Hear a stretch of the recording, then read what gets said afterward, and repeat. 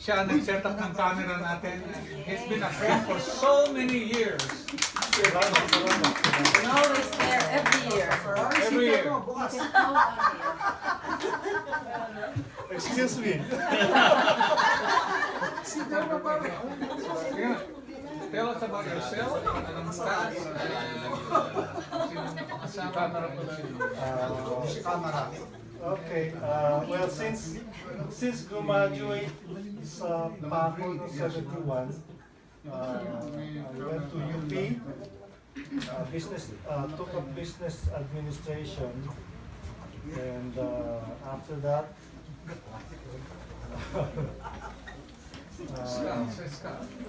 nagtrabaho sa, I went to fluorophoto, no? Doon ko natutunan yung photography. So, since then, nakahiligan ko yung photography until now. And after that, I worked for a consumer goods company in Kimberly-Clark. After that, I went into my own business, doing photography. And after that, yeah, I came to the US and continued with my photography work, which was interrupted when I got married. Mula na nag-asawa ako, tumigil na ako magtrabaho.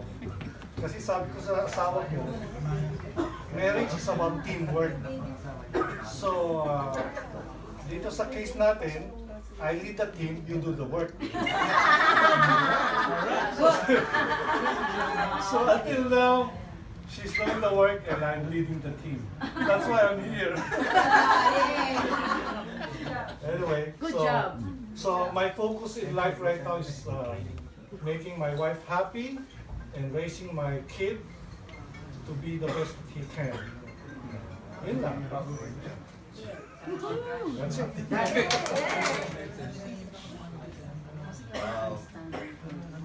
Nag-migrate ako sa Canada 2008. No? But before, di ba, I usually go to yung pagkayungan natin eh. Pero after yung 2008, my family and I went to Canada for the sake of the children. But I started working. Like, nag-ano ako, gasoline boy ako, tapos gano'n. From manager to gasoline boy, no? But anyway, still,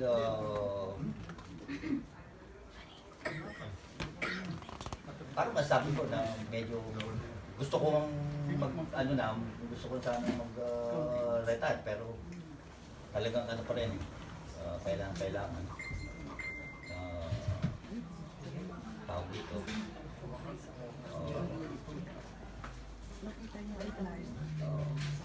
Parang mahirap ang buhay dito, pero still surviving, di ba? Ganun pa rin.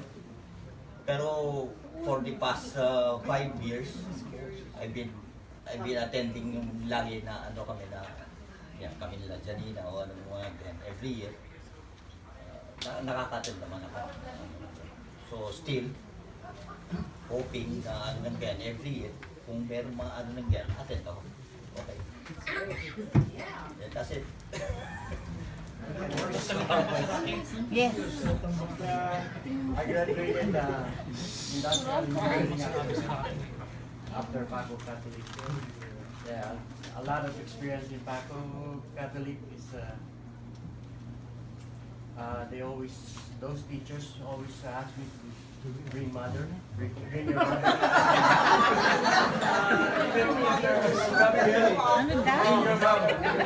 I don't know what's happened to those teachers. They always say anyway, managed to finish my college degree and then work at Delta Motors Corporation. Then after that, move on to worked in Australia for about 6-7 years, and I got married and had 2 children and decided to migrate here at the United States.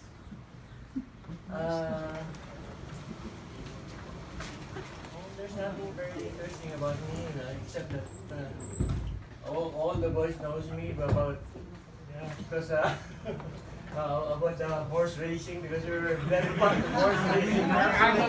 Panay pa nakain mo ng classes, ha? I'm the bad influence that brought about horse racing among the boys. Hindi naman, ikaw lang nagbibigay ng tip. Gusto nyo tatayaan namin. Yeah, you can ask everyone of them. I'll teach them how to bet on the horses. Here? No, high school. In high school. Saan na? Bring your Santa Ana. Because I live very near Santa Ana racetrack. I know all the horses, I know the jockeys, I know.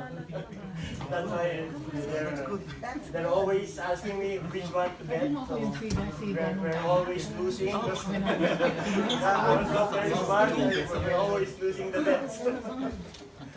And I think that's it. There's nothing really memorable about Paco Gato except those bring your mother tomorrow. Magandang hapon ho sa inyo lahat.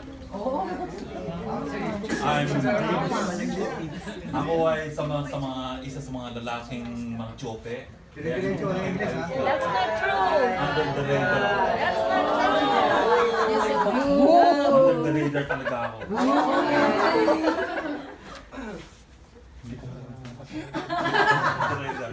Tsope ako. We don't believe it, you know. Sa lalaki, mga lalaki na ako. That's good. Eh, karami ng babae na under the radar din eh.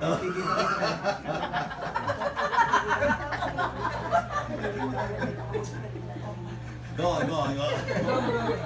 So, after Paco, nagpunta kami ng Lasal, kasama ko si Teddy Boy, si Alex.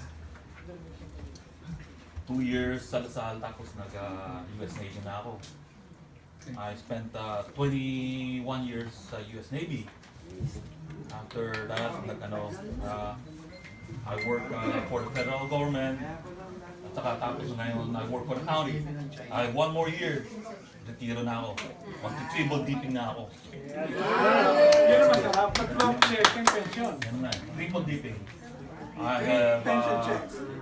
Mrs. ko, taga Cavite. She's from General Trias. I have 3 kids, 2 grandkids. The eldest grandkid is a special needs child. She's 13 years old. Tapos nung lalaki, 6 years old. Makulit. Katulad ng papa. Lolo? Tawag sa akin papa eh. Sino ang class mo ng high school? Alam ko. Alam ko. Wala. Sino? Sino siya? Gabiyabi. Under the radar. Mga tsope. Maricel. Under the radar. Si Trishan na. Si Trishan. Oh, si Maricel. Good boy. Sino pa yung isa sa akin? Alam ko lang si Maricel. Si Maribel din? Gusto niya? You're on fire.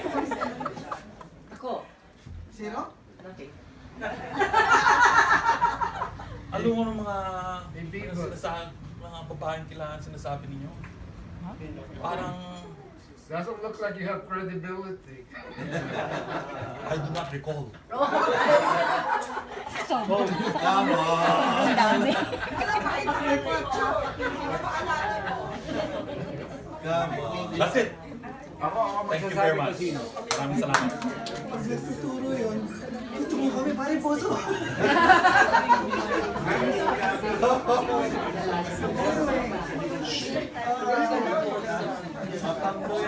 Hindi ako nakatapos ng college, at the end of years college, hanggang third year college lang ako kasi nakakasawa ako ng maaga.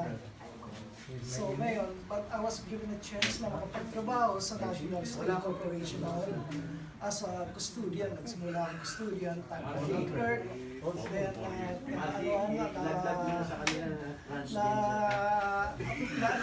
progress na tumaas ang ano ko, hanggang naging auditor ako sa National Steel Corporation. And then from then, naging project coordinator ako ng Celebrity Sports Plaza. Ako yung pinag procurement sa ano. So I was given a chance na pumunta rito sa US na TNT pa ako noon. Na-meet ko yung wife ko. Pero I was married then before. Meron una akong asawa. Dalawang anak ako. Hindi ka pa, nakadalawa ka. Minuto ka na. Hinggit ka? So, nagtrabaho ko sa Robinson's Bay as an auditor too. Kaya meron kami ng anak. So for my first wife, I have 2 kids na dalawang lalaki na sa buya. So they're all grown up. Lahat nagtatrabaho na. So, yun ang pinaka-short na kabuhay na. At nagpapasalamat ako sa nangyari ngayong gabing to, sa araw na ito, dahil we got a chance to know each other. Yes. Para yun ang importante sa akin na makilala ko lahat kayo. I mean, natatandaan ko yung ibang mukha pero I don't recall anything kasi nga, nakatalikod kayo sa akin pala. Kaya sinasabi yan. Siya nasa harapan, siya baka. Ako palagi nasa harap naman kayo, nandun kayo palagi. Kaya ang natatandaan ko na sa Pago Catholic School, yung mag-communion tayo na every Friday, di ba? Simbahan, wala yung babae sa kanan, palagi sa kaliwa. Sila ko palagi natatandaan ko palagi. At saka yung pag-aakit na yung mga babae sa building nila, pare, yung legs. Yun lang ang natatandaan ko. At si ang mga natatandaan ko dito, si Elgarada, si Ricky, si Rene, at saka si Marcy. Si Marcy, matagal kami nagsama dahil sa pambababae. Doon ako natin itong mababae. Biro lang yun Biro lang yun. So, anyway, I love you all. Wow. Thank you. Love you too. Love you too.